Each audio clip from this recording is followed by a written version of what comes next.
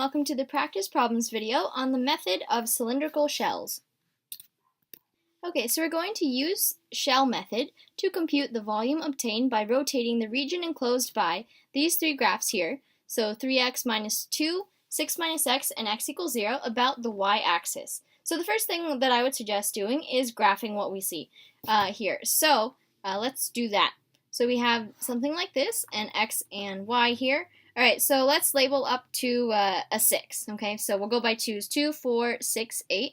Okay, so 2, 4, 6, 8.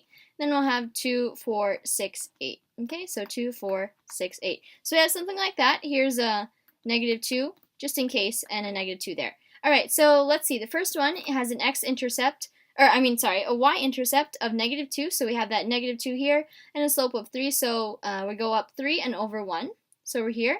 And then up another 3 and over 1, so we'll be here. Okay, so we have some line looking like, let me sketch that here. So we have a line going through those points there. So this is our 3x minus 2.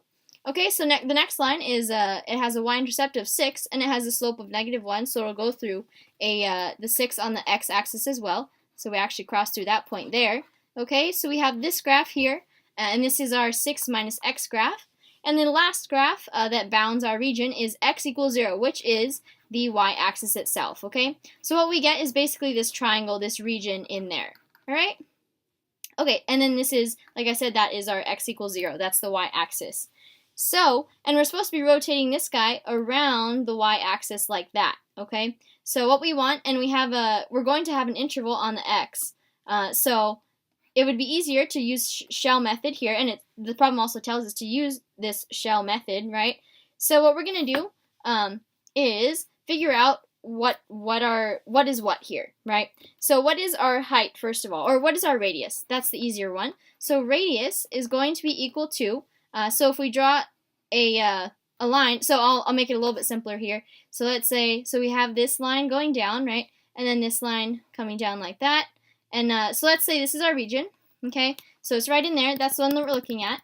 Okay, so here is, let's say, one cylinder. So we're going to, this is our axis of rotation, right? This is the one we're trying to rotate around. So we're going to draw a point here and then go to the nearest graph, okay? So that'll be here. And then if we go down, this is our radius, right? Our radius is simply going to be an x, okay? But our height, on the other hand, that's going to be top minus bottom. This is our height here for our cylinder, right? So here's our cylinder that I'm sketching. So height is going to be the top graph, the top line, minus the bottom line.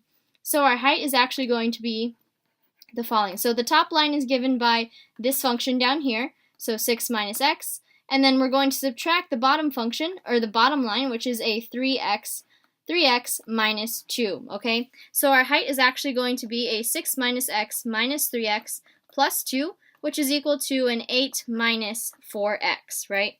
So here's our radius, and there's our height. And now we need to figure out what is our interval. What is our x interval, okay? So we have radius is given by x, and height is given by the function 8 minus 4x, okay? So what is our interval? It's actually going to be 0 to something, right? So we have, where do our lines intersect at? That's what we have to find. So where does 3x minus 2 intersect 6 minus x? So that's going to be, if we add an x over to the left side, we have 4x is equal to an 8, actually. So this is going to be x is equal to a 2.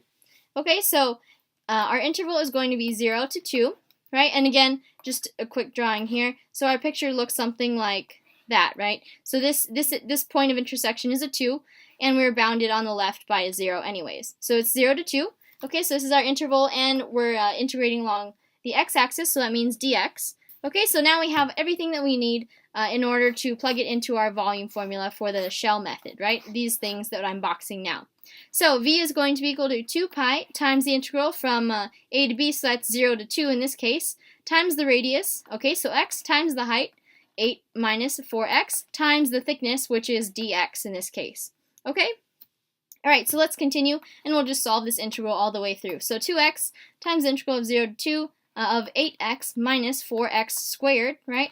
And then we have our dx sitting there.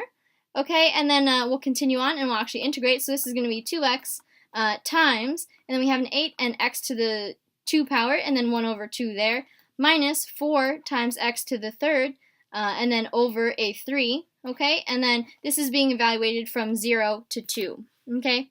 Alright, so let's continue on the next slide. So we have v is equal to 2 pi, and I'll just rewrite what I had. So that would be an 8, and then a 1 over 2 x squared, and then minus a 4 over 3 x to the third, and then we're evaluating from 0 up to 2. Okay, so here that can cancel to become a 4.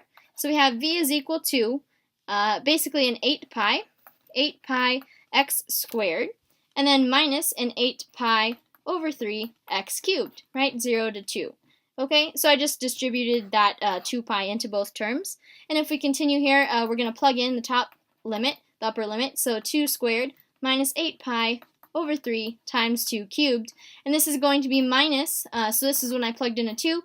Now we're going to plug in that 0, and we're actually just going to get a 0 for both of those terms, right? Because they both include x's of some sort. So when we plug in a 0 there, those are going to go to 0. And so we get v is equal to 8 pi times 4, so that would be a 32 pi. And then 8 pi times 2 to the third, so that's a 64 pi over 3. 64 pi over 3. And this is going to be equal to, when we do 32 times 3, that's a 96 pi minus 64 pi over 3. So our final volume for this problem is going to be a 32 pi over 3. And I'm feeling right on. Feel the same, baby. Let me know.